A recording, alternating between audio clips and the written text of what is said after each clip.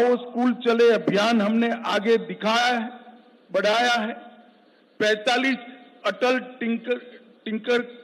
Tinkering lab स्थापित किए हैं और 6000 करोड़ की लागत से 2 एम्स, एक विजयपुर में, एक अवंतीपुरा में, IIT, IIM, नीट, यूनानी अस्पताल, कई सारे भवन और संस्थान उच्च शिक्षा के लिए यहां खोले हैं। 70 साल तक देखा जाता था कि जम्मू कश्मीर के बच्चे यहां पढ़ाई लिखाई नहीं हो सकती थी, यहां से देश भर में पढ़ने जाते थे। आज देश भर के बच्चे जम्मू कश्मीर में पढ़ने के लिए आ रहे हैं और एक अच्छा संदेश लेकर देश में जा रहे हैं। रेवेन्यू डेफिसिट वाले स्टेट के अंदर जल विद्युत बड़ा विकास का मार्ग प्रशस्त करने वाला था। लगभग 22,500 करोड़ की लागत से विभिन्न हाइड्रो प्रोजेक्ट का निर्माण हमने किया है। लगभग 1000 मेगावाट पाकलदुल, इसके साथ शाहपुर कंडी बांध सिंचाई, रतले हाइड्रो योजना, क्रार हाइड्रो योजना, कीरू हाइड्रो योजना, ढेर सारे बिजली उत्पादन के जल विद्युत के संयंत्र यहां स्थापित किए गए हैं और आने वाले दिनों में ये काम पूर्ण होते ही वो जम्मू कश्मीर को सरप्लस बजट देने वाला स्टेट बनाएंगे। ऐसा पूर्ण आयोजन नरेंद्र मोदी जी के नेतृत्व में किया है। कई सारे बिजली के वितरण के भी काम हुए हैं। इसके साथ हमने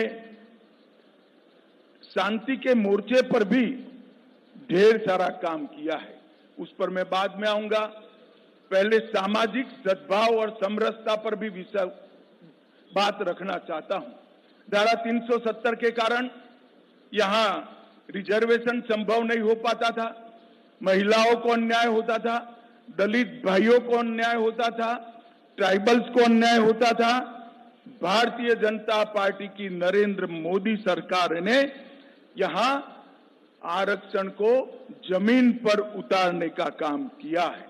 आज SC वर्ग का भी आरक्षण हुआ है, आर्थिक रूप से कमजोर वर्ग का 10% आरक्षण हुआ है, OBC का आरक्षण बढ़ाया गया है।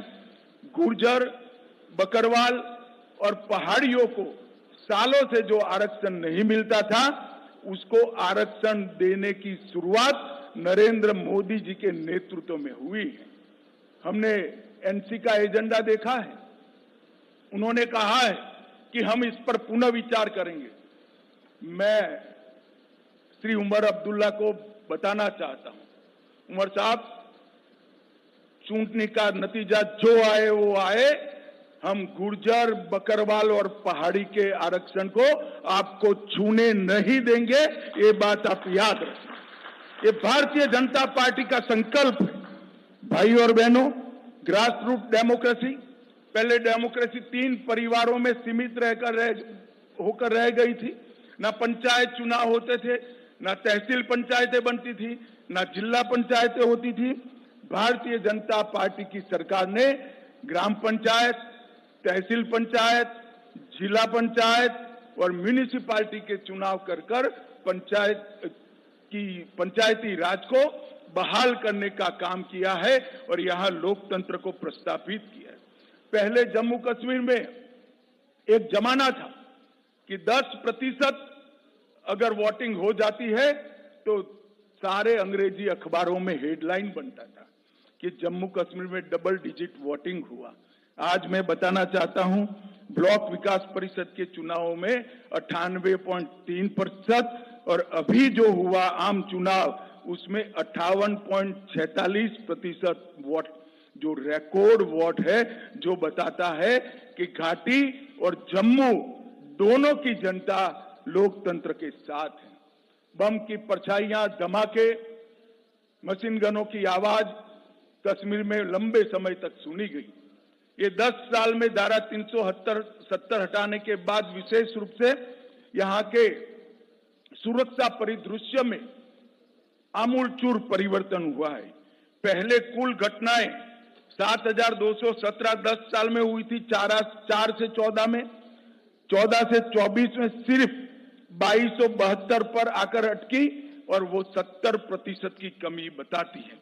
कुल मृत्यु में 66% और नागरिकों की मृत्यु में 80% कमी दर्ज करने का काम हमारे प्रशासन ने किया है और सिक्योरिटी फोर्सेस की मृत्यु में भी भारी मात्रा में कमी आई है।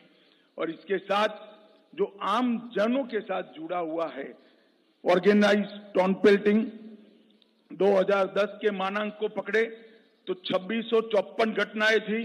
31 अगस्त 2024 तक 23 से 24 में एक भी घटना स्टोन पेल्टिंग की नहीं हुई। ऑर्गेनाइज हड़ताल पहले 132 थी, पाकिस्तान में बैठकर हड़ताल का नारा देते थे, घाटी बंद हो जाती थी। 132 के बनाम एक भी बंद नहीं हुआ है। स्टोन पेल्टिंग में नागरिकों की मृत्यु 112 हुई थी, अब 0 है और जख्मी सिक्योरिटी फोर्सेस भी 0 है।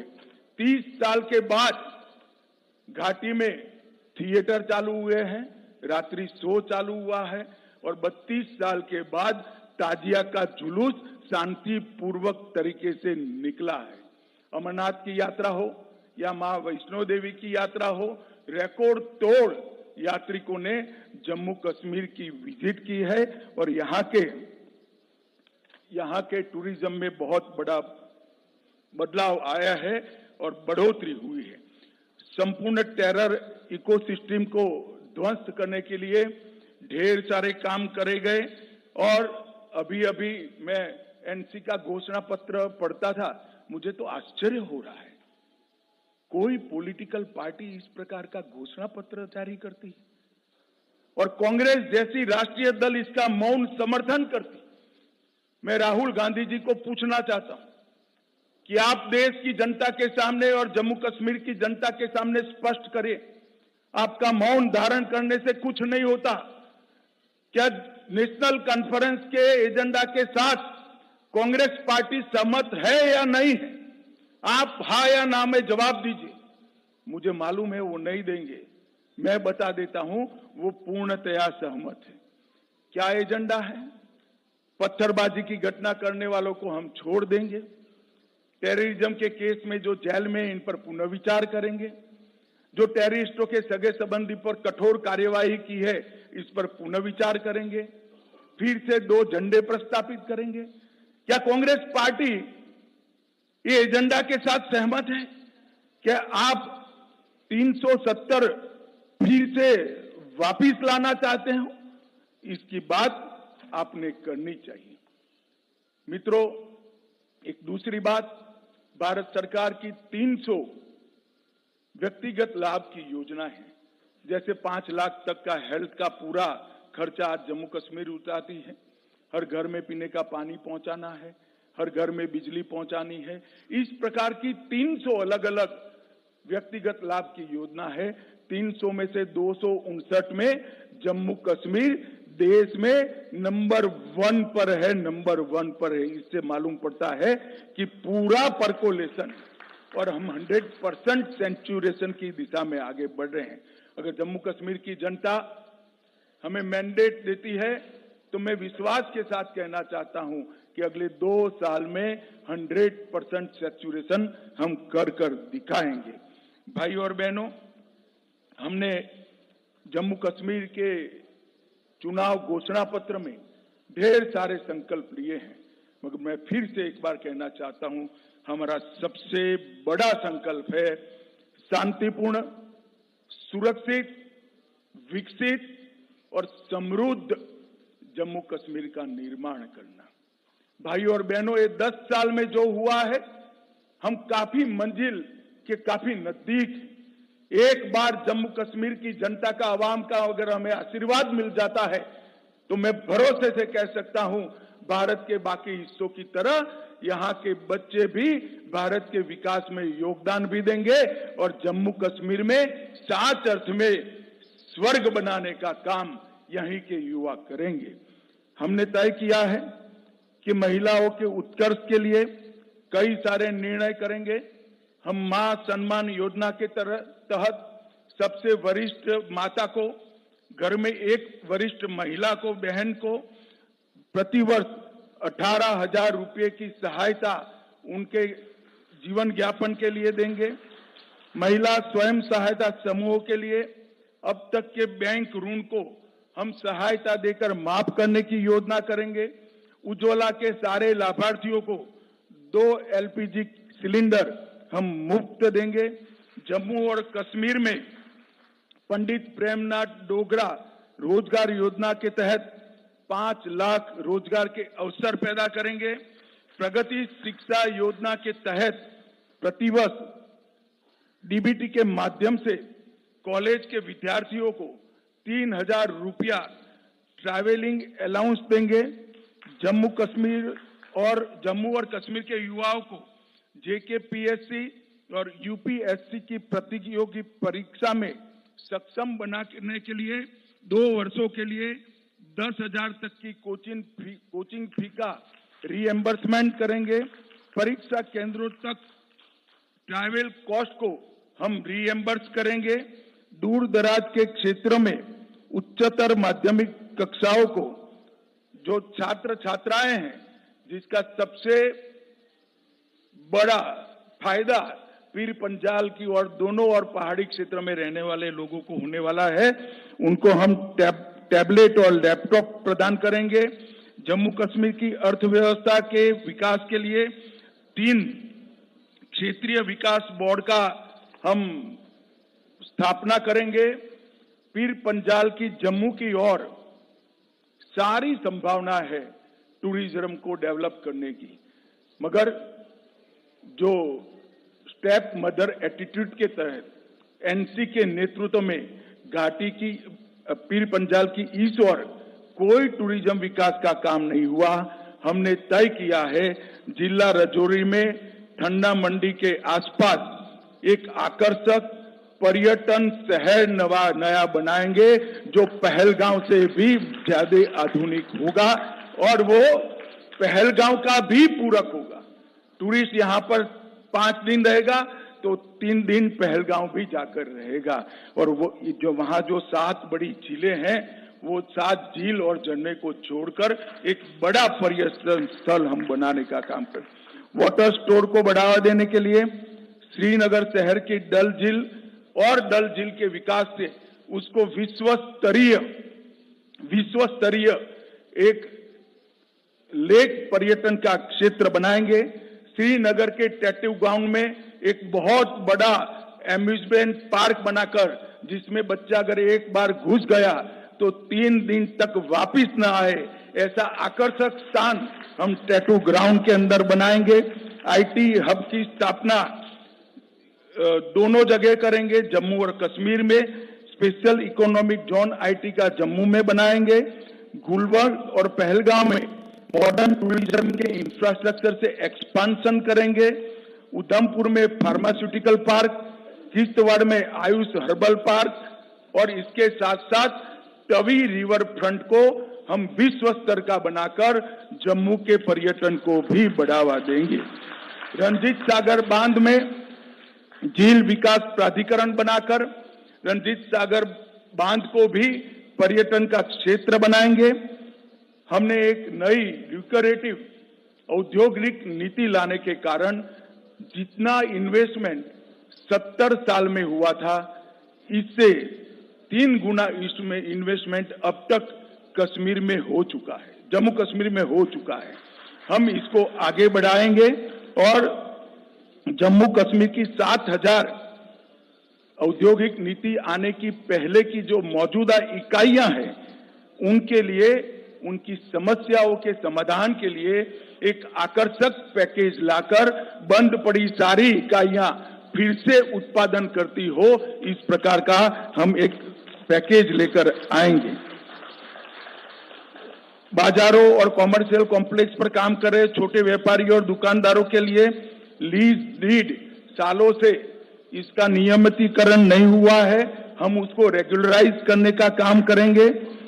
अटल आवास योजना में भूमिहीन के लिए 5 मरला भूमि राज्य सरकार की ओर से दी जाएगी और घर बांधने का खर्चा नरेंद्र मोदी जी वहां से भेज रहे हैं, तो गरीब को भूमि भी मिलेगी, घर बनाने का खर्चा भी मिलेगा। यूटिलिटी और पब्लिक सर्विसेज के लिए एक समस्या बिजली और पानी के बकाया बिलों के लिए एक समाधान योजना लेकर बकाया बिलों पर हम बड़ी राहत देने का काम करेंगे। हर घर नल से जल में 100% सैचुरेशन करेंगे। प्रधानमंत्री सूर्यघर मुफ्त बिजली योजना में केंद्र की राशि में पर हाउस पर घर 10,000 रुपए की सब्सिडी राज्य की ओर से जोड़ी जाएगी। वृद्धावस्था, विधवा और विकलांगता का जो पेंशन है उसको हम 1,000 से बढ़ाकर 3,000 करेंगे। सरकारी मेडिकल कॉलेज ढेर सारे बनाए, सीटें बढ़ाई है, मगर अब हम चाहते हैं कि बाहर के बच्चे भी यहां पढ़ने आए, तो अतिरिक्त 1,000 नई सीटों की बढ़ोतरी सिर्फ आने वाले 3 साल के अंदर भारतीय जनता पार्टी की सरकार करेगी।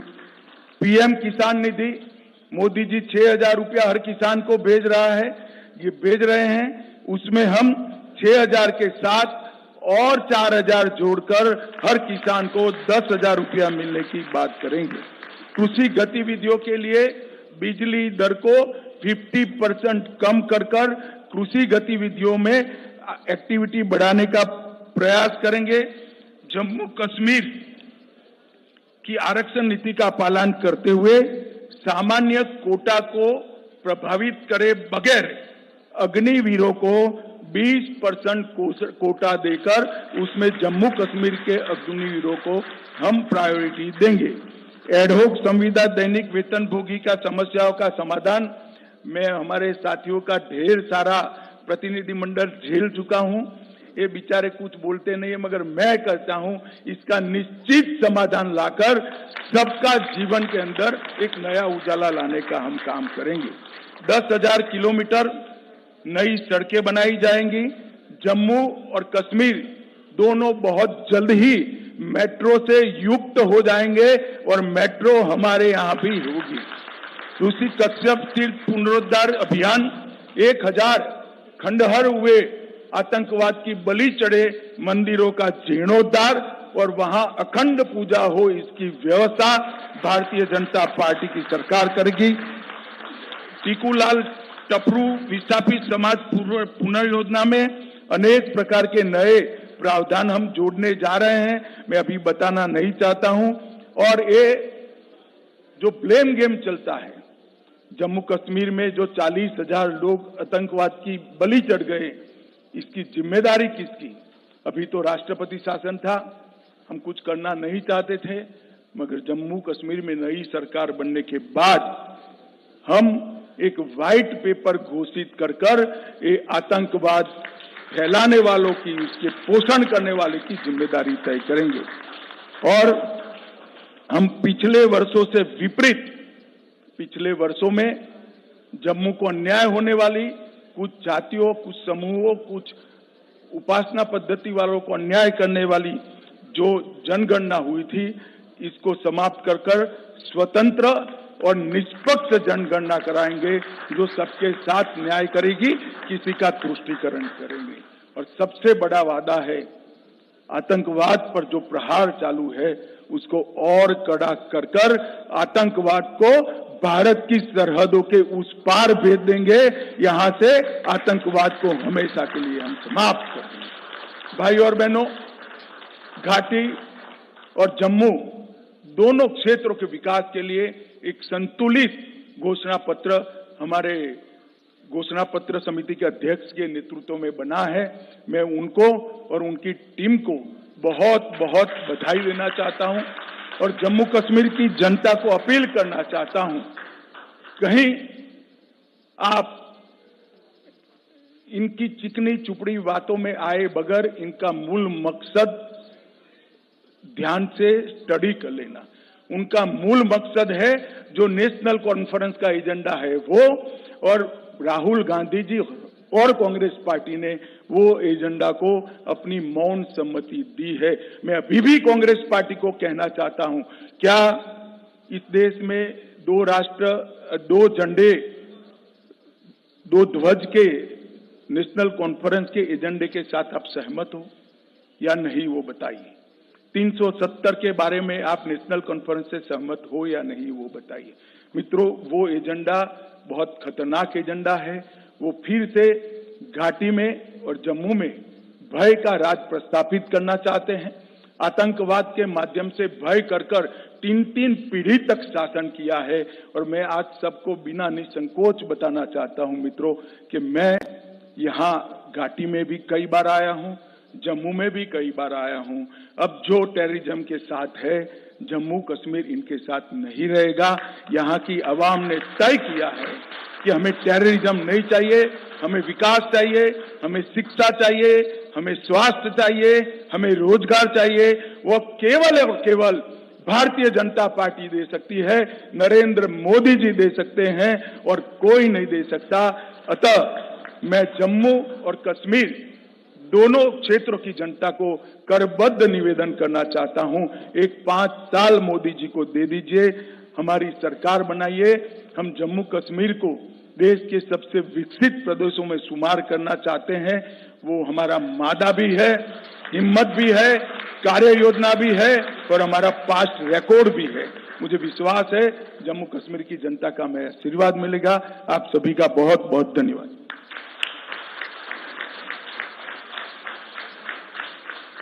आदरणीय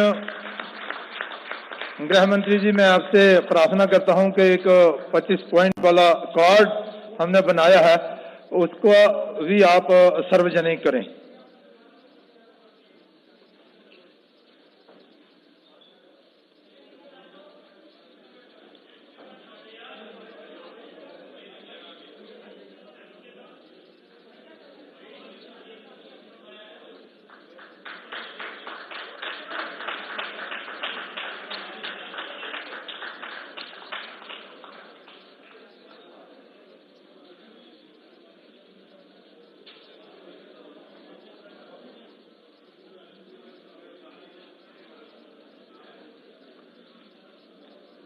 मैं पत्रकार बंधुओं से प्रार्थना करता हूं कि अगर आपका कोई प्रश्न हो तो आप उठा सकते हैं।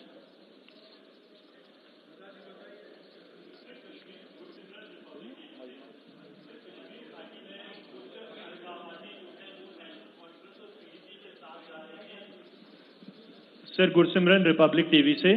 कश्मीर घाटी में कुछ अलगाववादी जो हैं वो अब पीडीपी और नेशनल कॉन्फ्रेंस का रुख कर रहे हैं, चाहे चुनाव में भाग लेना हो या सपोर्ट करना हो। इसको आप किस तरह से देखते हैं?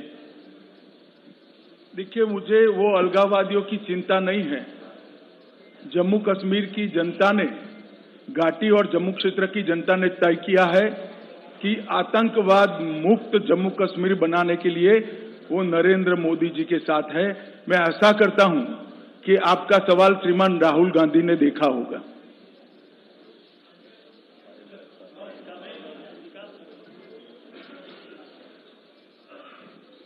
सर, मैं विकास भदौरिया हूँ एनडीटीवी से। मेरा सवाल ये है कि एनसी का जो घोषणा पत्र है उसमें उन्होंने कुछ जातियों के आरक्षण को फिर से पुनर्विचार करने की बात कही है, मतलब उनका आरक्षण छीनने की बात कही है। राहुल गांधी उसी के गठबंधन में है और वो आपके ऊपर आरोप लगाते रहे हैं कि बीजेपी 400 पार जाएगी तो आरक्षण ले लेगी, ये वो बयान देते रहे हैं और अभी भी कह रहे हैं कि आरक्षण हम खत्म नहीं होने देंगे। ये विरोधाभास नहीं दिखता आपको? जरूर विरोधाभास है। कांग्रेस का यही संस्कृति है, कथनी और करनी में बड़ा अंतर रखना। परंतु मैं आज जम्मू कश्मीर की जनता को आश्वस्त करना चाहता हूं, गुर्जर, बकरवाल, पहाड़ी और ओबीसी दलित भाइयों को जो आरक्षण मिला है उसको कोई छीन नहीं सकता। हम इसको निश्चित रूप से बरकरार रखेंगे, इसको नहीं मिटने देंगे। पायल जी, भाई माइक दो उनको, माइक।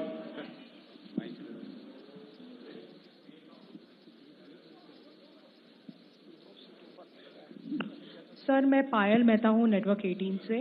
सर, पहले हमने देखा कि उमर ने कहा कि वो चुनाव नहीं लड़ना चाहते, उसके बाद उन्होंने डिसीजन लिया कि 2 सीटों पे वो लड़ेंगे। आप इसको कैसे देखते हैं? देखिए, मैं तो क्या कह सकता हूं।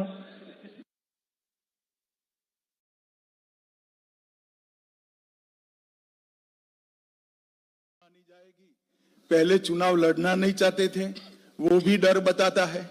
फिर दबाव आया कि लड़ो, तो लड़ने के लिए एक सीट पर पर्चा डाला। अब लगता है कि एक सीट पर्याप्त नहीं है तो 2 सीटों पर डाला है। मगर उमर साहब, इस बार जनता आपके साथ नहीं है, इतना मैं आपको यहीं से कह देता हूं। माननीय गृह मंत्री जी नमस्कार।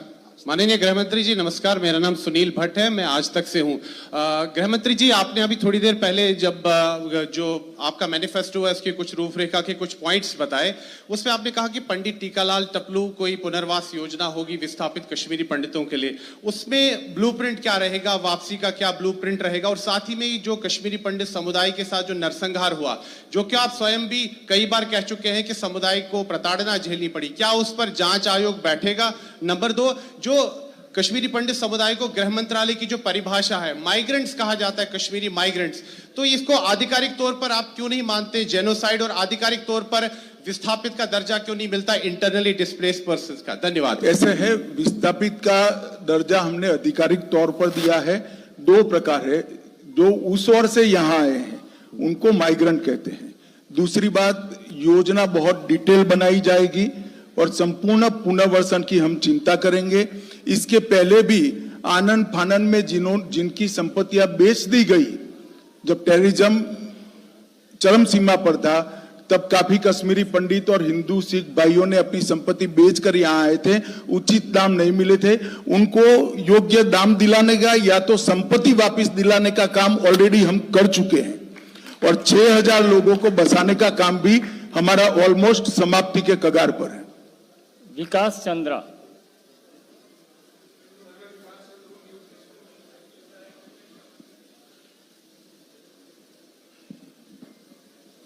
सर, मैं विकास चंद्र हूं, न्यूज नेशन चैनल से।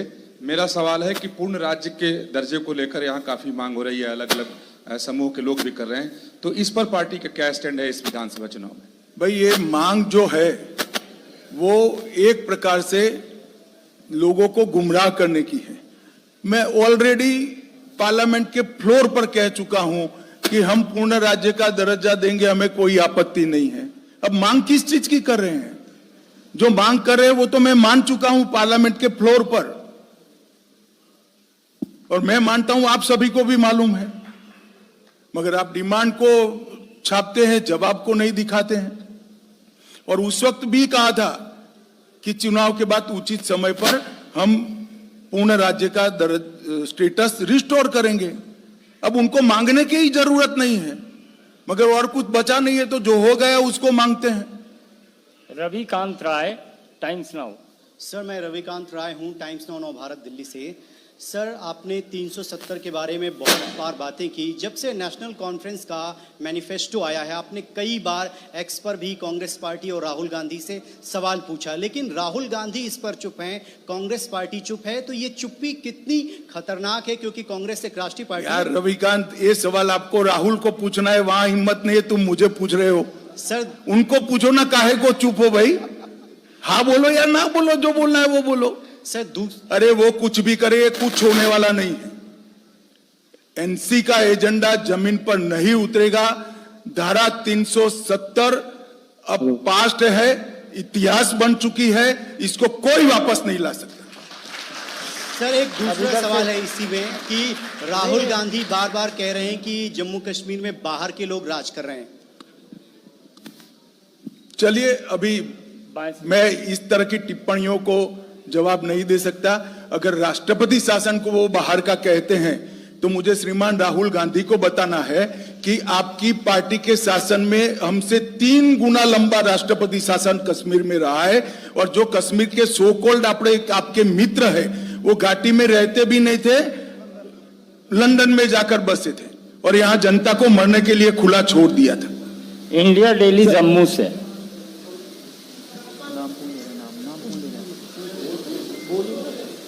यार बोल दे।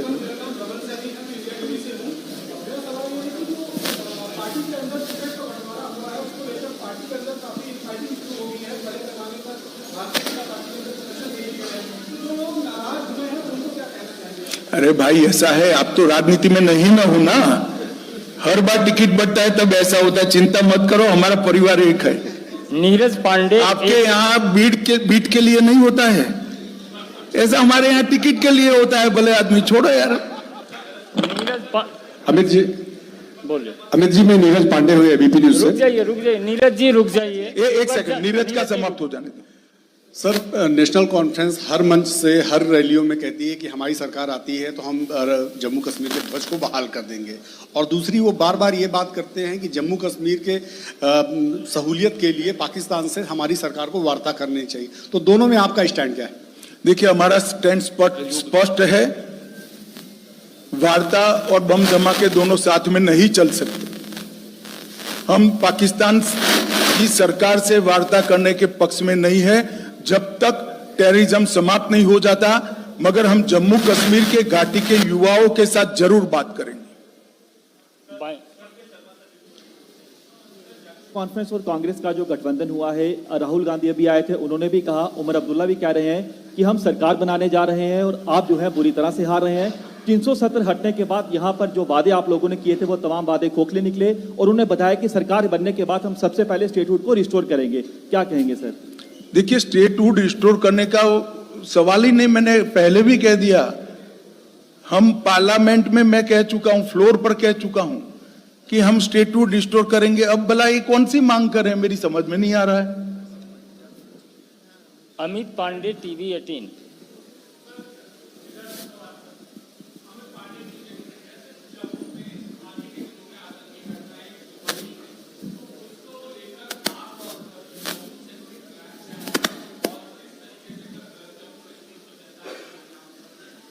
देखिए, मैं प्लान तो सार्वजनिक रूप से माइक में नहीं बता सकता, परंतु इतना जरूर बताऊंगा, किसी को डरने की जरूरत नहीं है।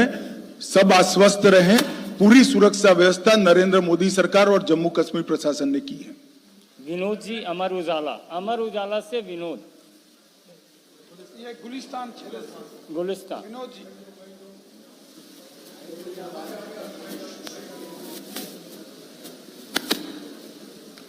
गृह मंत्री जी, उमर अब्दुल्ला ने अभी थोड़ी देर पहले स्टेटमेंट दी है और ये कहा है कि जिस तरीके से देश भर में मुसलमानों को दबाया जा रहा है, कुचला जा रहा है, मैं कश्मीर के मुसलमानों को आश्वस्त करता हूं कि कश्मीर में ऐसा नहीं होने दिया जाएगा।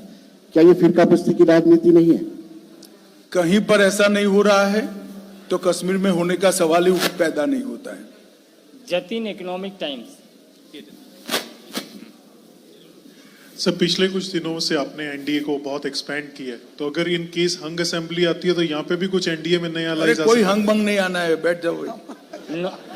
नवनीत, राजस्थान पत्रिका। पहले कर क्या हो रहा है? आपका क्वेश्चन हो जाए, करा देना। सबसे आगे। हाँ, नहीं, आ गया।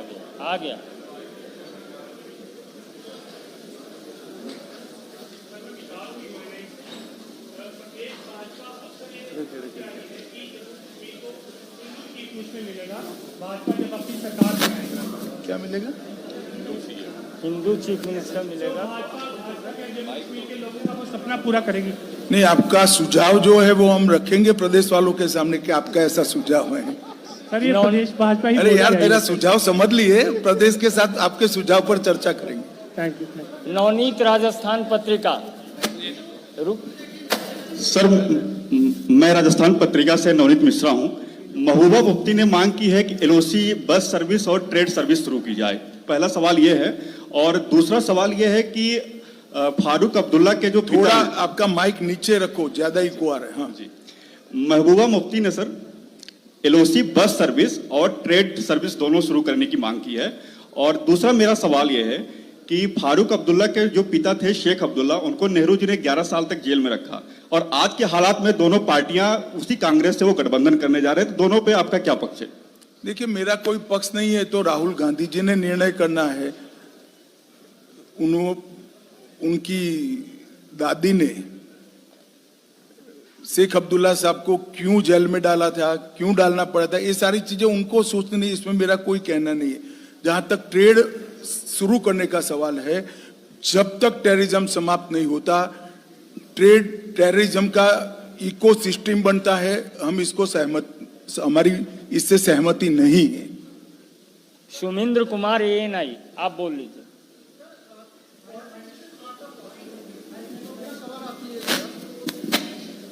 मैं समीर हूँ, न्यूज़ 18 जेकेलर से। पॉलिटिक्स जो है वो आर्ट ऑफ पॉसिबिलिटीज है। 2014 में जब आपने PDP के साथ सरकार बनाई तो क्या आगे चल के, क्योंकि ये जो इलेक्शन है it is very important for you, क्या आप किसी के साथ अगर इनकेस कोई हम तीनों परिवारवादी जो पार्टियां हैं, PDP, नेशनल कॉन्फ्रेंस और कांग्रेस, तीन में से एक भी की सरकार नहीं आएगी, हमारा बहुत स्पष्ट आकलन है। बाकी सारे option Bharatiya Janata party explore रखती है। गृह मंत्री जी नमस्ते, मैं ग्रेटर जम्मू से सामने आप सर, आपसे सवाल रहेगा कि पिछले 8 दशक में जम्मू के साथ डिस्क्रिमिनेशन हुआ और इसके ऊपर जो है पॉलिटिक्स चली, लेकिन अभी भी देखा जा रहा है जहाज जो है वो दिल्ली से सीधे श्रीनगर, चाहे G20 हो या जोगाड़े हो। अब देखा जाएगा कि आने वाले दिनों में इस तरह के मेजर इवेंट ऐसा नहीं है भाई, आज मैं सीधा जम्मू आया हूँ, काहे को चिंता कर रहे हो। चलो। आनंद पांडे TV9, आनंद पांडे TV9 है। बीजेपी जो है वो समाज और देश को बांटने का काम करती है और यही काम उन्होंने जम्मू कश्मीर में भी किया। और एक बात और उन्होंने कही है कि जो LG का पद है वो राजा का पद है और जो मन में आता है राजा का व्यवहार करते हैं। भाई LG हो या गवर्नर, मैंने पहले भी कहा हमसे 3 गुना लंबा राष्ट्रपति शासन कांग्रेस के जमाने में रहा है, उसको राहुल गांधी क्या कहेंगे। और हमें राष्ट्रपति शासन ही इसलिए डालना पड़ा है कि 70 साल तक एक कांग्रेस पार्टी ने यहाँ की मूलभूत समस्या और टेररिज्म, अलगाववाद को और धारा 370 हटाने के मसले पर ध्यान नहीं दिया था, जो हमने किया है। और हमने तो यहाँ पर पंचायत, तहसील पंचायत, जिला पंचायत और अब असेंबली, सभी फॉर्म में